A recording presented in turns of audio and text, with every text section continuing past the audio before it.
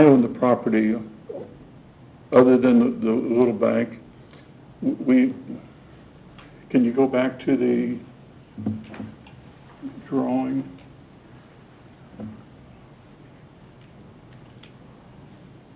Okay. There's an aerial toward the end, so. That was okay, the red one. The C2, where the C-store is in the bank, that's the only thing right there.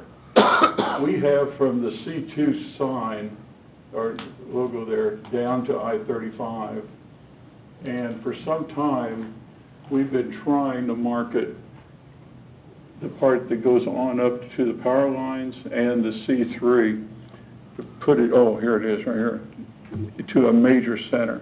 We already own 30 acres, and this is a picture that we presented a few years ago to y'all, we call Gardner Town Plaza. We got caught up, like so many people, with the economy. I came here to the city almost a year and a half ago, I guess it was, and Jim Sherman was here.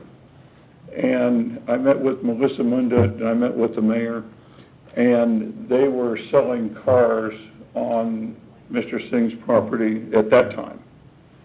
And they were wanting to build a Jiffy Lube with it. They were told that they could not sell cars there. At that time, it was C3, and they took them away. And then all of a sudden, it's there again. It devaluates, you know, I'm not going to get into a deal where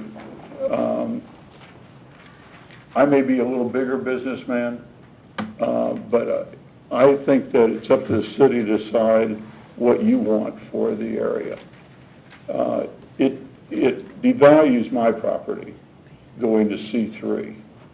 I could have put a competitor on our corner in 20 acres of the 30 with a competitor to the RV center across the street, which a close friend of mine's daughter is the manager of the place.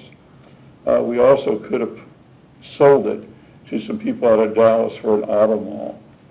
That's not what we see happening. What we see happening is what we have here, and what we see happening in the future, probably 4 to 5 years from now, is taking, and some of the people that own the 25 acres next to ours, I've even bought pieces of this property from Mr. Singh. I don't have a problem with Mr. Singh. I have a problem with what they put there. And I think it's a danger to the public to have the gas pumps, liquor store, car lot, whatever. If you want something, it is a gateway. There's no other way to look at it. It's the main entryway to Gardner. And I've already built some things here in town. I've invested over $4 million in this property down here. It's big money. And my whole family's fortunes, if we will, are in this property and other property here in Gardner.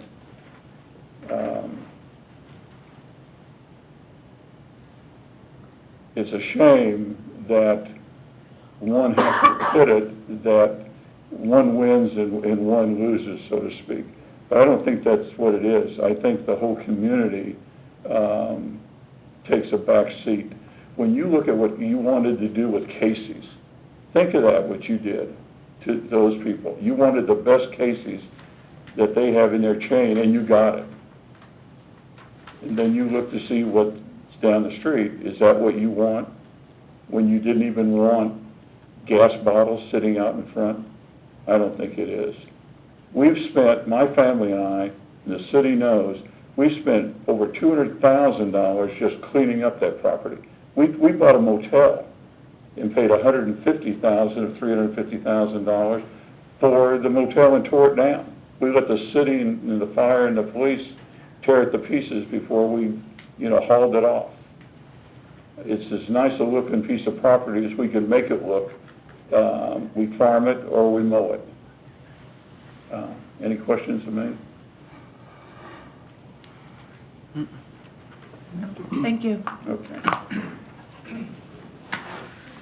Any additional comments from the public?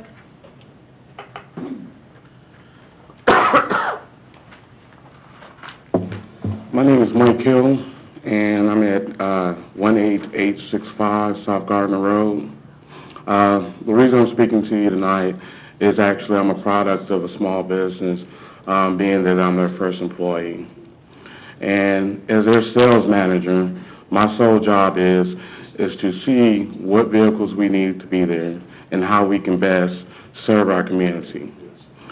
I can say now, over the 4 months or so that we've been operational, I've been there, and I actually live in Overland Park, so I drive here every morning, 6 days a week. And I spend approximately 10 hours on that lot.